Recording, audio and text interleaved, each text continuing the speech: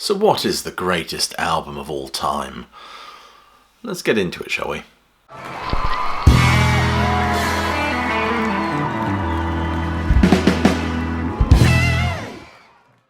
Welcome, classic rock fans, to the 10 best albums of all time. Voted for by you, by the way. If you're new to this channel, please do click like, subscribe, check that notification bell, and check some of the links below this video for ways you can support the sterling work done at Classic Album Review. It's always much appreciated. So I did ask you to nominate the greatest album ever, and I've done all the number crunching in order of awesomeness, and this is the list we end up with. So with no further ado, let's reveal the greatest album of all time. Number 10 is Fleetwood Mac and Rumours. Rumours, a production way ahead of its time, 3 singer-songwriters at the top of the game. Well, I figured this one would make the list, and it's hard to argue against it, really. The songwriting, the musicianship, the production is absolutely crystalline. It's remarkable. And that iconic cover, of course, of Stevie Nicks looking longingly at Mick Fleetwood's pendulous balls. Although I must admit being a bit fatigued with this album. I tell you what did reinvigorate my interest for this album is this release, Rumours Live. It's so aggressive and fresh, and it's got all the spike and nastiness that I think the glossy production kind of plays down on the original. Lovely, lovely album. Do check it out. Number 9 is David Bowie and Ziggy Stardust and the Spiders from Mars, or just Ziggy Stardust, you want to give it its abridged title. Bowie, Ziggy Stardust and the Spiders from Mars, a man of few words. I'll be honest with you, this is not my favourite Bowie album, but it's probably the most important one, I think. Berlin Trilogy, no, I think this one's perhaps the most important Bowie album in his whole catalogue. Look at this delving into this sort of half-concept album of half-alien androgynous fest, just what every bouncing boy needs. An album that questions the artificiality of rock music, drug use, sexual orientation, before it all kind of implodes in on itself with rock and roll suicide. Interestingly, Stephen Thomas Erlewine described the lyrics as fractured, paranoid and evocative of a decadent, decaying future. Hear, hear. Number 8 is The Who's Next. The Who's Next, it's just so good, enough said. This album is arguably the best album of 1971. It's a work of genius emerging from the ashes of the failed Lifehouse project, as Townsend's own nervous collapse at trying to unfangle his own conceptual meanderings. But perhaps giving us the greatest rock album of all time. Now I call that a bargain. Behind Blue Eyes bristles of rage and won't get fooled again flexes with indignation, with Daltrey's tonsils given a thorough workout. Great album, shitty cover. If you love this album, I would urge you to remortgage your house and get this huge, colossal slab of who-ness. Number 7 is Moving Pictures by Rush. Rush, Moving Pictures, it's pure listening bliss. This got so many votes, and I'm inclined to agree. This is actually my favourite Rush album as well. Oh, how predictable of me, I know, but I've tried to dislike it, but it's just too damn good. Plus, this ushers in the band's greatest stuff, in my opinion. Signals, Grace Under Pressure, Power Windows. Like King Crimson's Discipline, this marked the end of the classic era of prog.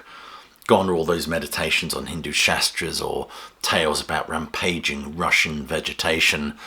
And instead, we were ushered in a new, exciting era for progressive rock, one defined by chinos and mullets.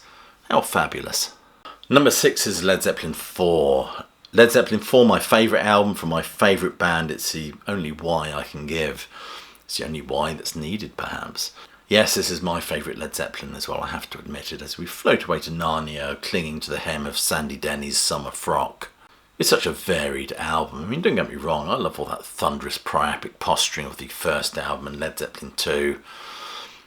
But this one is a result of way too much weed, and I suspect listening to the incredible string band too many times.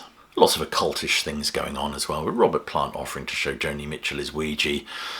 And it spurned, inspired that masterpiece, Stairway to Heaven. Now there's the spirit. Number 5 is Bob Dylan's Blood on the Tracks. Blood on the Tracks, Nobel Prize-winning poetry and beautiful melodies. This heartbreak album is right up there with Joni Mitchell's Blue, as one that tugs on the old ticker strings.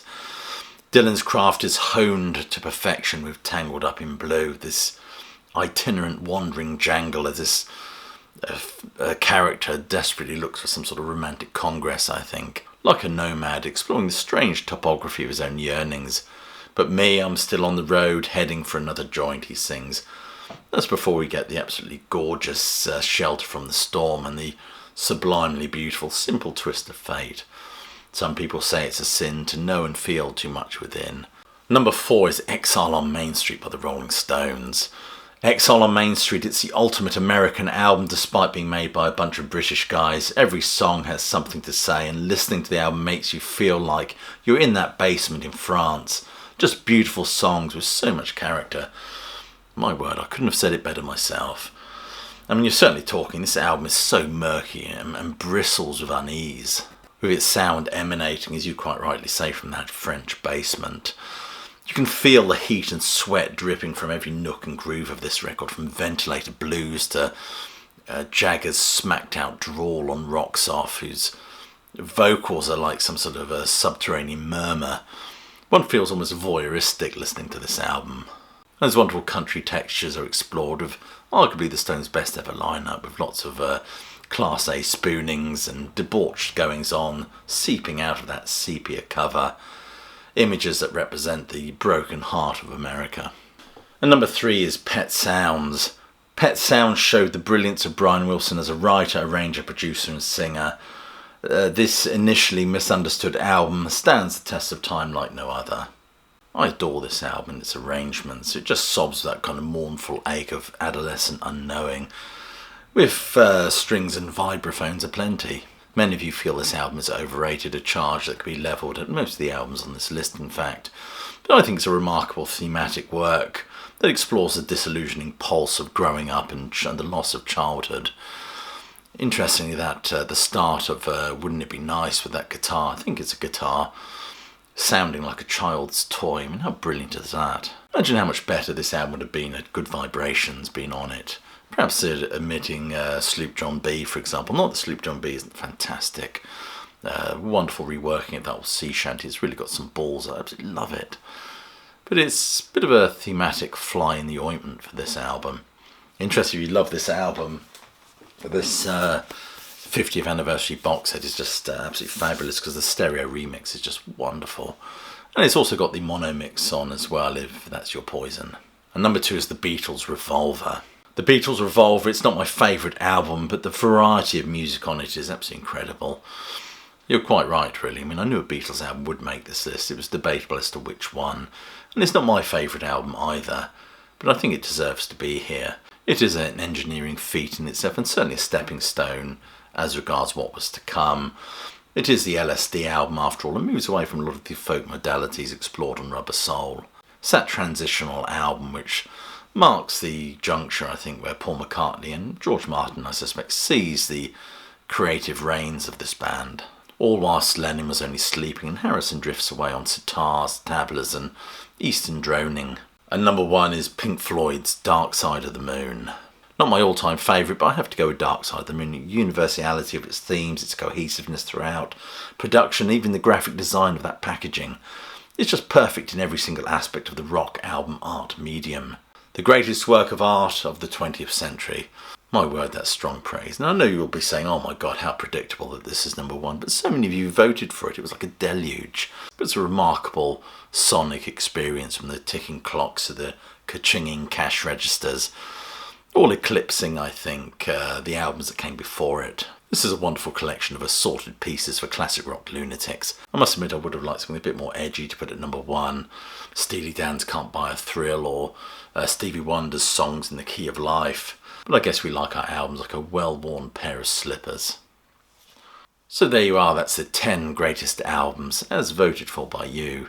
If you've enjoyed this video, please do share it far and wide. And click like, subscribe, check that notification bell, do all that stuff. I think I've said this.